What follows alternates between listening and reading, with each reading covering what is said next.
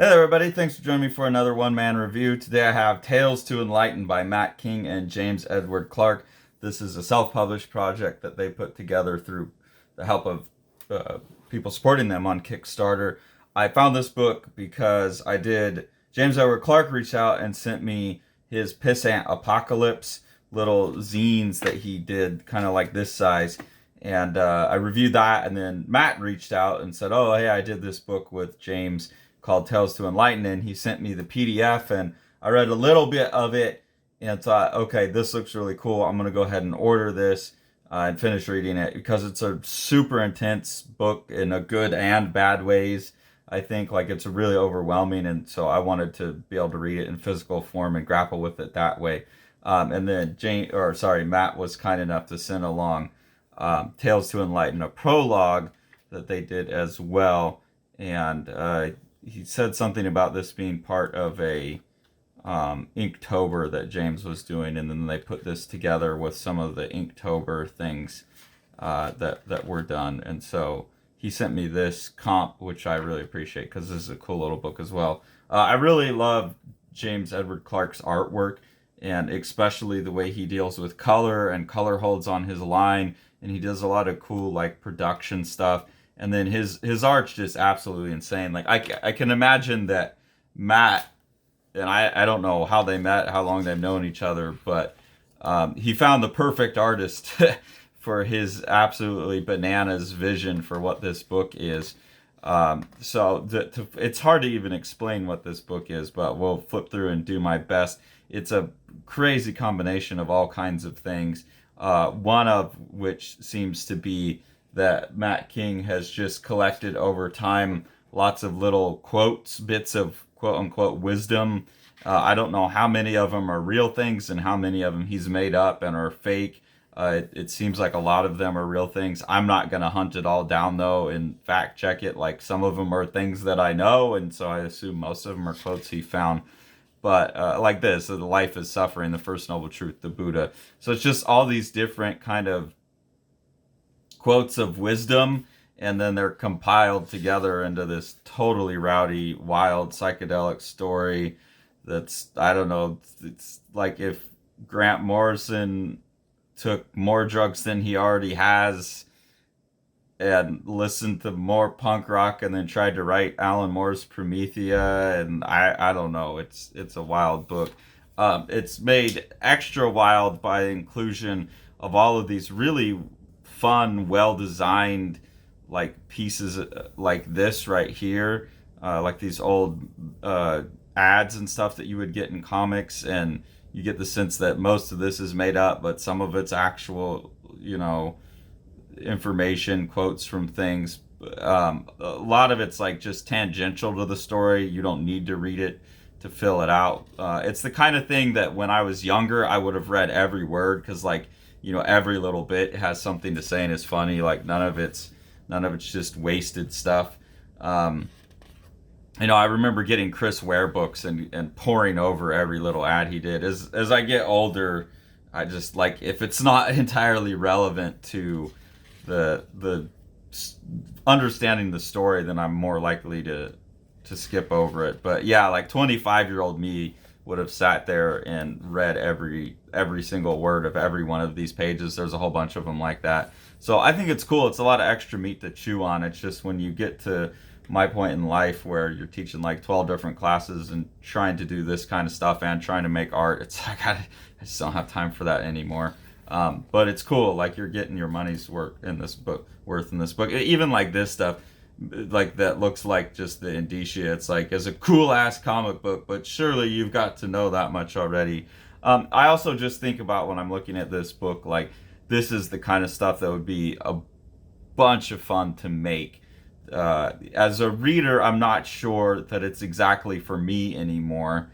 Like at 40, I don't know that it's something that I just enjoy for what it is. But for what it is, it's exactly what they want to make. I always have to separate my enjoyment of something from like how well did a team pull off what they were trying to pull off, and these guys pulled off exactly what they were trying to pull off.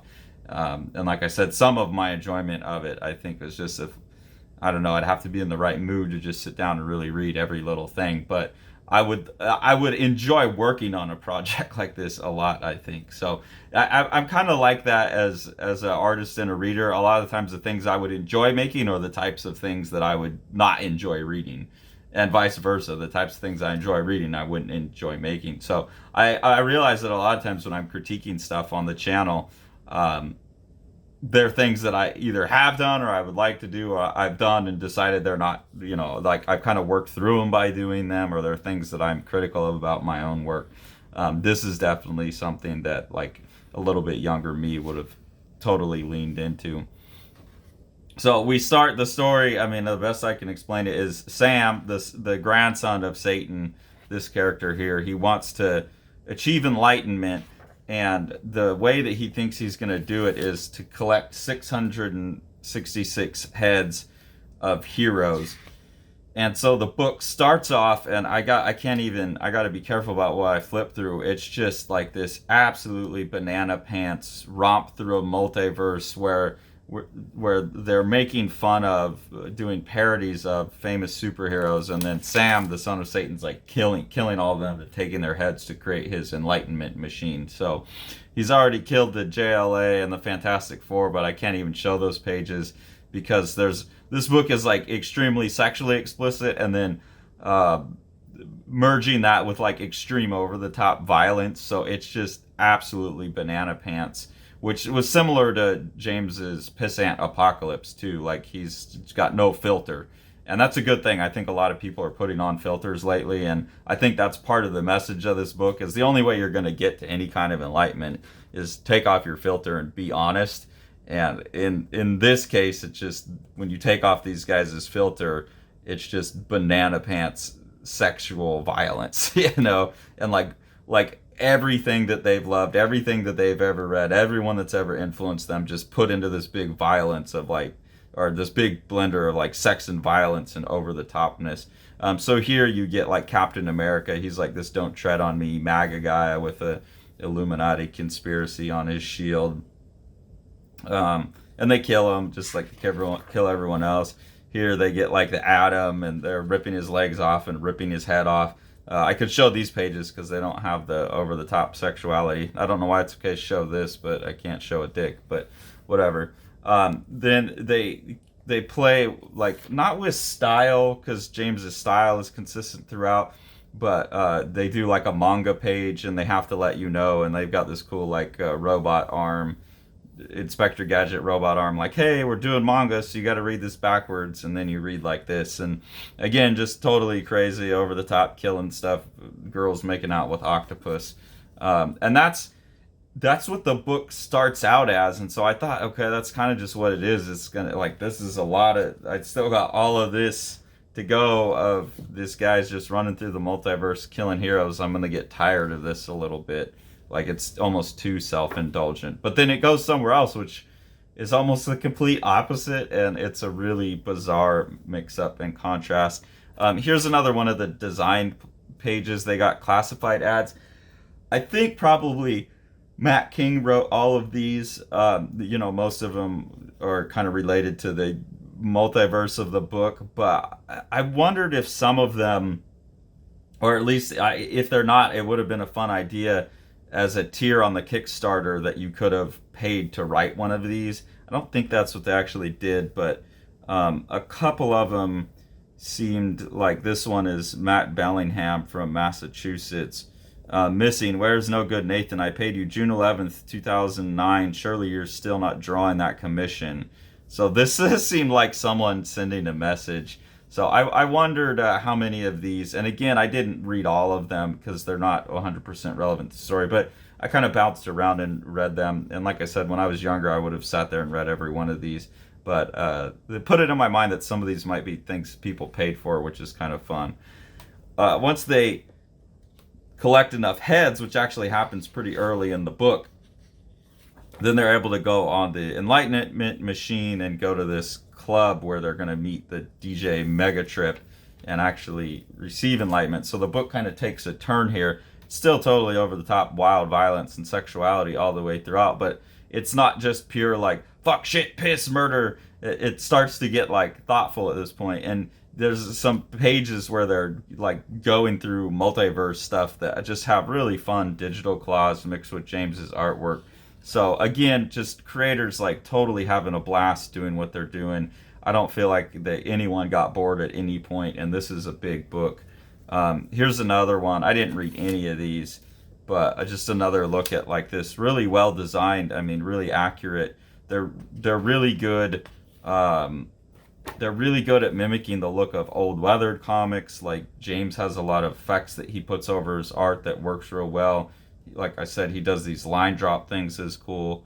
So they get to this club where DJ Megatrip is spinning, and that's who Sam wants to talk to. And this club, just throughout the rest of the book, there's just these scenes of the people in the club, and it's absolutely packed full. And I'm not savvy enough to recognize everybody, but it's packed full of who must be influences. Like there's a Stan Lee, there's a Moebius. I definitely I couldn't pick out everyone in here, but I'm assuming some of them are made up, and then a lot of them are referring to influences or just pop culture icons. This guy's familiar. Is that Bukowski? I don't know. He's familiar. I don't know who that face is off the top of my head. That looks like Tyler the Creator. That looks like a Marilyn Monroe. We got the Three Stooges, Abbott and Costello, the Marx Brothers. It's just packed full of all of these influences. Famous wrestlers, famous musicians, bands. Like they're just dumping every possible influence they have into these pages. That looks like Jack Nicholson from The Shining. That guy looks familiar. Elvis, James Dean. So that's another thing that it's like, depending on how much time you have, you could really sit there and pick it apart. And I think a lot of the things that are said in this book, too, are like quotes. Some of them tell you where the quotes come from, but I think there's a lot of references to songs and just a lot of other things that if you really had time, you could backtrack and put together all of it.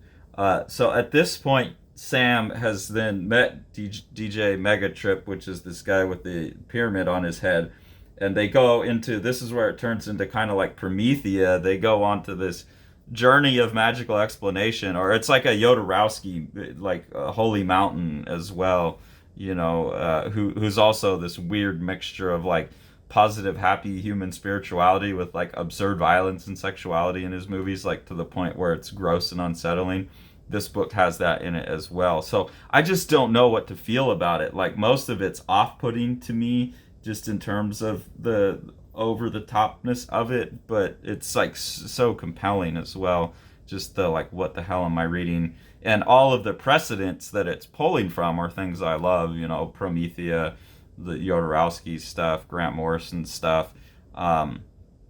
It's just, I don't like, they condensed the most violent punk rock juice out of all of that and made a book, which to me is like both a compliment and a negative, and I'm sure they'll take it as both a compliment and a negative. Matt even writes something in the back about being a hypocrite and, like kind of admitting that this whole book is hypocritical in the way. So I just think that's part of it, like this, of this kind of Buddhist, self-canceling statement that you get, like cone these things that you can't really answer. It's the mulling over. I think that's kind of what they were trying to accomplish in this book. It's a self-canceling statement, and then mulling it over is where you're supposed to find enlightenment. I don't know. That's the best I can make of it. But here, now all of a sudden you get, and ye shall seek me and find me when ye shall search for me with all of your heart. And then they say Jeremiah 29:13, so Bible verse. And then how can you teach this one, the son of Satan? His actions have real effects on real people. So they're like undermining all of the violence that's come before. Yeah, actually, I do feel bad about all that killing. After seeing this place, I realize it wasn't the right thing to do. Wasn't the right thing to do. What an evil piece of shit.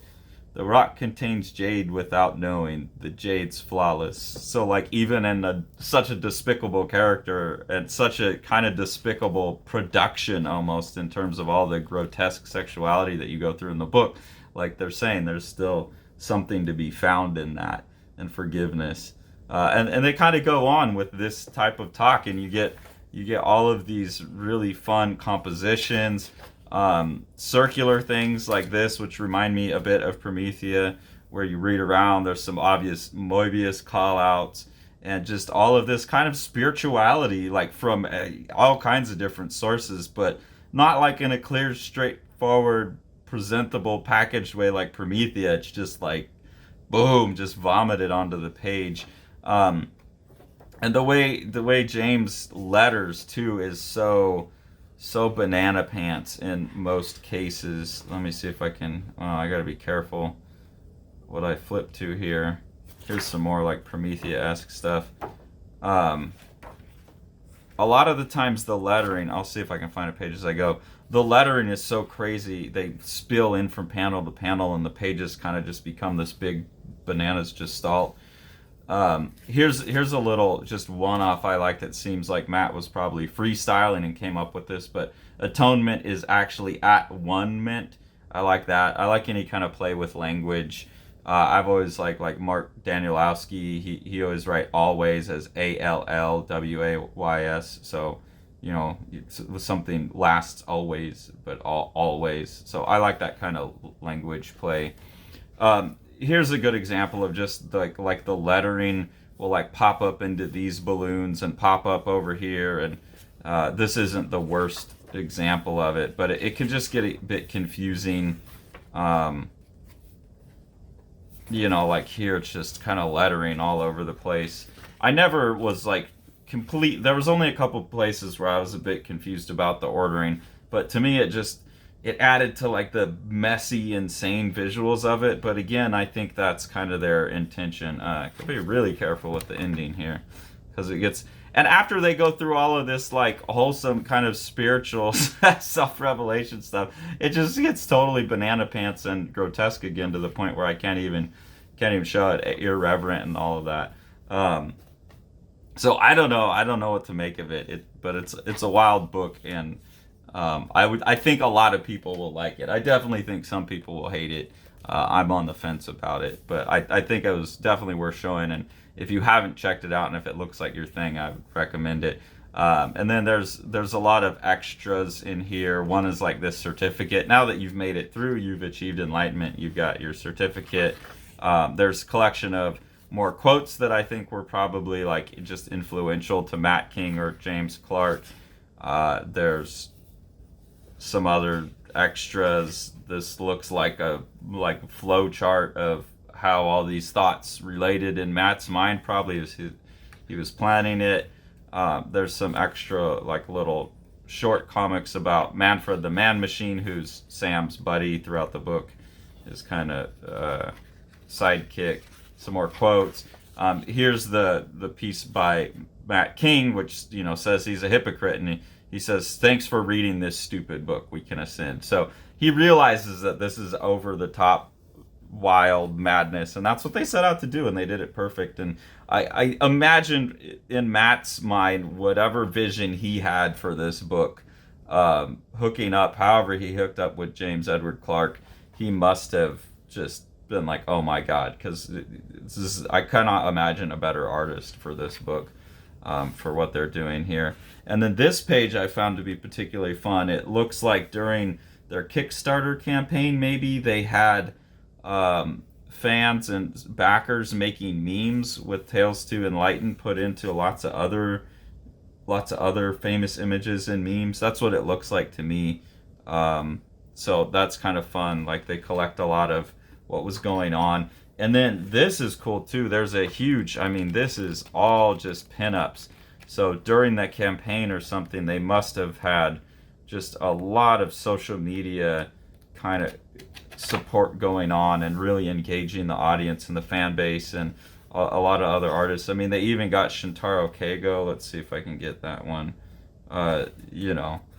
So that's cool. You're getting some people that were probably like inspirations and influences to them.